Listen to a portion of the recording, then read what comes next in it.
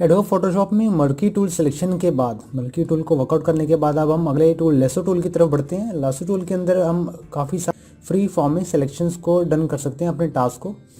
जहाँ पर murky tool आपने देखा कि उसमें आप ज्योमेट्रिक शेप्स में ड्रॉ कर सकते हैं, यानी कि स्क्वायर या सर्कल या ऐसी जैसे कि स्क्वायर या सर्कल से ऐड ऑन और एडिशन सबसेक्शन ऐसे रिलेटेड। इसी तरह से लेसो टूल के अंदर आप फ्री फॉर्म में एडिटिंग कर सकते हैं, यानी कि लेसो टूल आपको फ्रीली किसी भी तरह से किसी भी शेप में एडिट करने की एक्सेसिबिलिटी देता है। तो इसके बारे में जानते हैं, इसके बारे में शुरू करते हैं कि हम किस तरह से इसे डन कर सकते हैं। लेसो टूल सेलेक्ट करने के लिए आप अपने कीबोर्ड पर एल बटन को प्रेस करें, एल की को प्रेस करें। अदरवाइज आप इन टूल्स में से लेसो टूल के इस आइकन पर भी सेलेक्ट कर सकते हैं। जब आप इस आइकन पर राइट क्लिक करते हैं तो आप देख रहे हैं कि यहाँ पर 3 तरह के टूल्स अवेलेबल हैं। सबसे पहला टूल जो कि है लेसो टूल, जिसे हम फ्री फॉर्म में एडिट कर सकते हैं किसी भी तरह से, किसी भी एंगल से, किसी भी शेप में। दूसरा टूल जो है हमारे पास पॉलीगोनल टूल लेसो टूल है। पॉलीगोनल लेसो टूल जो है वो हमें एक स्ट्रेट लाइन प्रोवाइड करता है एक पॉइंट से दूसरे पॉइंट की तरफ।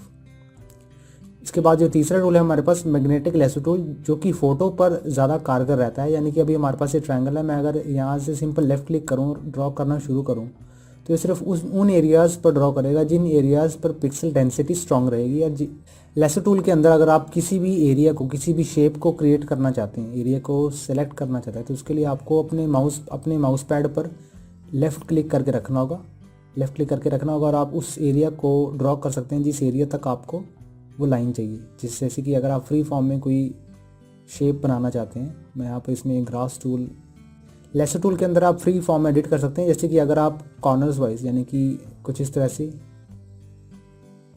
हेयर टाइप कुछ ड्रॉ करना चाहते हैं तो आप उसे यहाँ से कर सकते हैं। कुछ इस तरह से आप यहाँ पर स्क्रीन पर देख पा रहे हैं।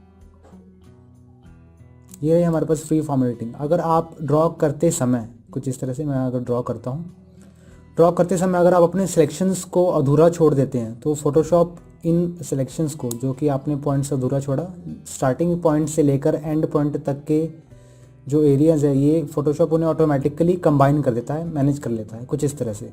अब मैंने लेफ़्ट क्लिक ड्रॉप कर दिया, इसीलिए मुझे ऐसा दिख रहा है। इस शेप को मैं कलर देना चाहता हूँ, इसके लिए मैं न्यू लेयर ऐड करूँगा। न्यू लेयर के अंदर मैं इस शेप में ब्लैक कलर ऐड करना चाहता हूँ, तो मुझे यहाँ ब्लैक ऐड करना होगा फोरग्राउंड कलर में। आप चाहें तो इसका कलर ब्लैक से रेडिश भी कर सकते हैं। और इसमें फिल करने के लिए या तो आपको यहाँ पर एक न्यू लेयर ऐड ऑन करनी पड़ेगी, सॉलिड। इसमें आप कलर सेलेक्ट कर सकते हैं, ओके। अदरवाइज़ कीबोर्ड पर शॉर्टकट की हमारे पास यहाँ पर अवेलेबल है। मैं इसे अनडू करके आपको फिर दिखाता हूँ। कीबोर्ड पर आल्ट प्लस बैकस्पेस की को प्रेस करेंगे तो ये ऑटोमेटिकली आपका जो फोरग्राउंड कलर है उस कलर में ये शेप ऐड ऑन कर देगा। तो फ्रीली कलर में आप, ये था हमारा दूसरा स्टेप कि हम किस तरह से इसे क्लोज कर सकते हैं। यानी कि अगर ड्रॉ करते करते आप उसे बीच में ड्रॉ करते करते अगर आप सिलेक्शन बीच में रोक देते हैं तो फोटोशॉप उसे ऑटोमेटिकली कंबाइन कर देता है। इसके बाद हम ये देखते हैं कि अगर आप अपने फोटोशॉप की स्क्वेरी को पूरे पॉइंट तक ले जाते हैं तो ये पूरे पॉइंट तक, यानी कि स्टार्टिंग से लेकर एंड पॉइंट तक उसे मैच कर देगा।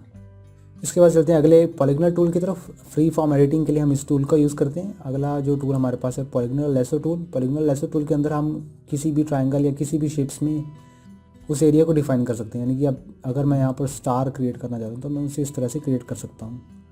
अगर आप उसे स्टार्टिंग पॉइंट से, जहाँ से ये पॉइंट शुरू हुआ था, वहाँ से एंड पॉइंट तक अगर रखते हैं तो ये फोटोशॉप उसे ऑटोमेटिकली मैनेज कर देता है। आप यहाँ पर इस आइकन के नीचे एक ज़ीरो का साइन देख रहे हैं। ज़ीरो का मीन ये है कि फोटोशॉप ने ये रिकॉग्नाइज कर लिया है कि ये स्टार्टिंग पॉइंट है और इसे मैच करने के लिए, एंड पॉइंट बनाने के लिए वो साइन ये दे रहा है।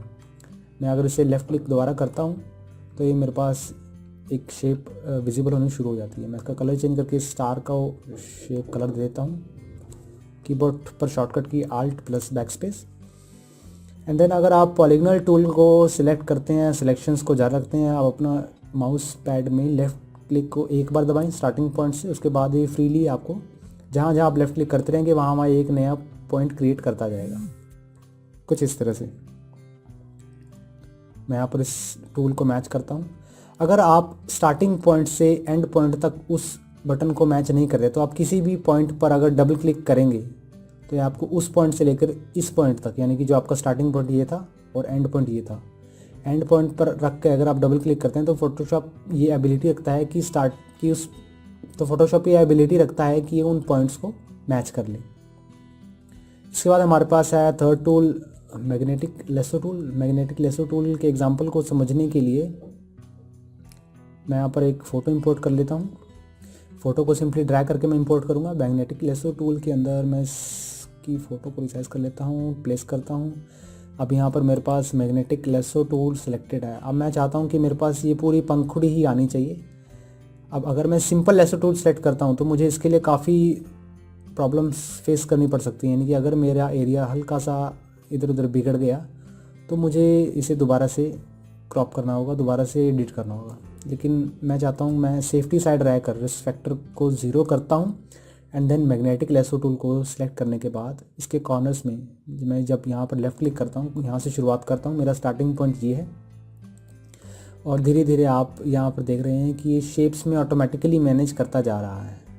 जहाँ जहाँ पर फोटोशॉप को इमेजेस में एजेस की पहचान हो रही है वहाँ वहाँ ये क्रिएट करता जा रहा है एरिया को।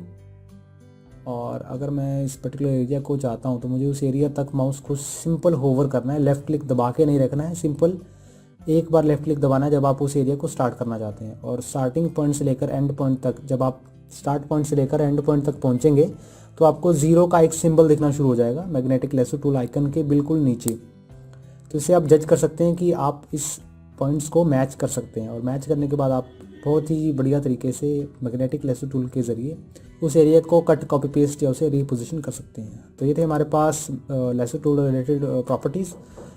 आगे के कुछ सेशंस में हम क्विक हैंड रिलेटेड सेटिंग्स के बारे में जानेंगे कि हम किस तरह से क्विकली किसी भी एरिया को सिलेक्ट कर सकते हैं। इसके ओवरव्यू के लिए मैं आपको सिंपली बताता हूँ कि अगर मुझे पंखुड़ी का जो साइज़ है ये मैनेज करना है तो उसके लिए मुझे यहाँ से कुछ इस तरह से सिर्फ होवर करना है और ये अपने आप उस एरिया को सिलेक्ट करता जाएगा।